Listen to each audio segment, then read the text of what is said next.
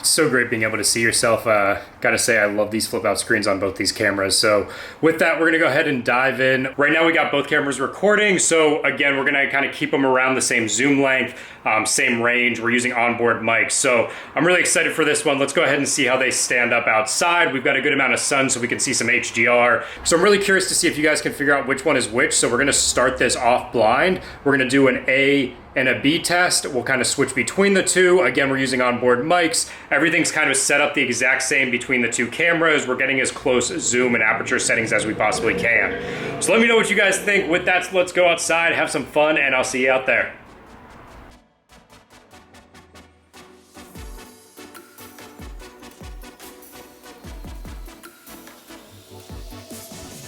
All right, so for those of you that follow my channel, you know this is one of my favorite places to do some tests. So we're gonna do a zoom test here.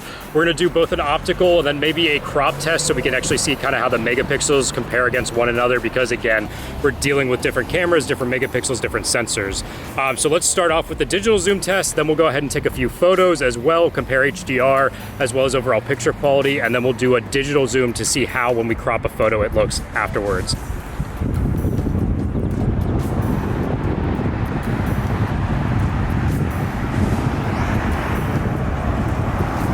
One thing about the RX to be aware of, as you can see, is it just zooms so slow in video. I think you might be able to adjust this, but at least by default, this is how it's gonna be. So another thing here is we'll kind of pan while we're zoomed in this much, because any type of stabilization is really gonna come into play.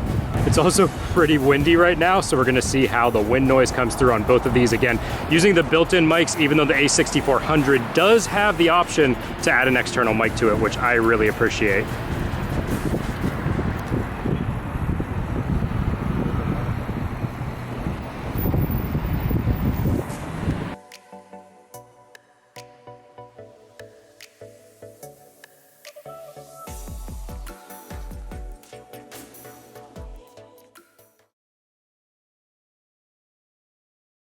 So while we dive into this head-to-head, let me just say I've really been using these cameras for the past 4 or 5 days now. I've filmed them over different parts, so you'll notice it does kind of jump around a bit. But what I wanted to do was get a good real-world experience to understand how these cameras work and compare to one another. When I'm filming scenes like this, just note we're using the A7R III, that's why we're not labeling one another, but I wanted to give you an overview of my thoughts as we go through and edit the videos themselves. Now, one thing I've heard is really bad is the rolling shutter, so let's go ahead and just kind of shake these back and forth and see if we see any differences with these two. So let's pause here real quick. What's going on with the rose sign on the RX100? It's really interesting to see when you compare the two, how the rose sign almost disappears on the left on the RX. Really interesting to see how it handles that. I don't know if it's doing something with the shutter, can't let the light in. The overall picture looks normal, but with the neon sign, it's somehow just kind of cutting it out of the actual image itself, which I just found interesting. All right, so we flip the cameras now. We've got the sun kind of at our back. There's a decent amount of clouds, so it should be giving it a little bit of a soft shadow. What I'm really curious on here is HDR. They're both using the same picture profile. So we use picture profile 6 on Sony cameras.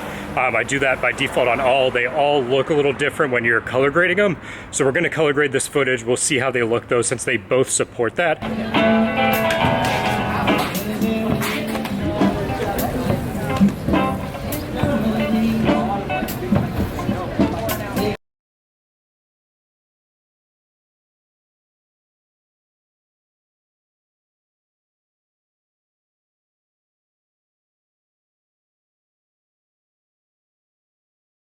All right, so one last thing I want to show here is the minimum focusing distance, because it looks like the two are not the same, or the RX is just having a lot of trouble grabbing my face. So let's try a few tests here with autofocus, kind of moving these in and out, getting real up in my face here.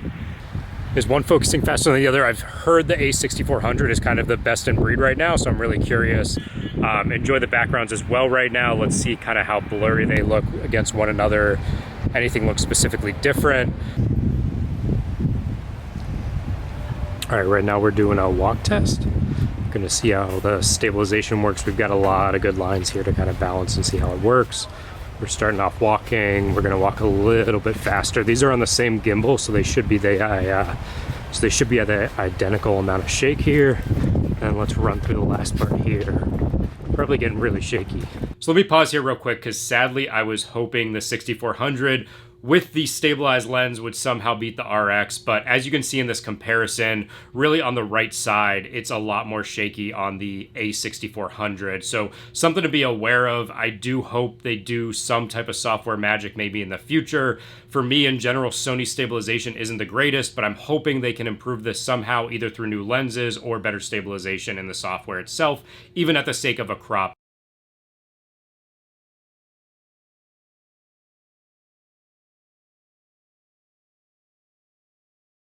What we're going to do is now dive over to a few of the extra days here where I've been using the cameras. We're about to hop on a cruise. We're going to show you some B-roll. What I did here was I actually took the Sony 24mm f1.4, threw it on the A6400 just to kind of give you a sense. Note that there's no in-body stabilization and the lens isn't stabilized, so what you're seeing is going to really be slowed down. I'm using 120, but I think that does give us the cinematic look that we wanted to achieve. As well, you'll notice the autofocus worked out pretty well on the camera. So overall, this is about some of the best picture you're going to get out of the A6400. So let's take a look at that now, and then we'll go back into the head-to-head portion.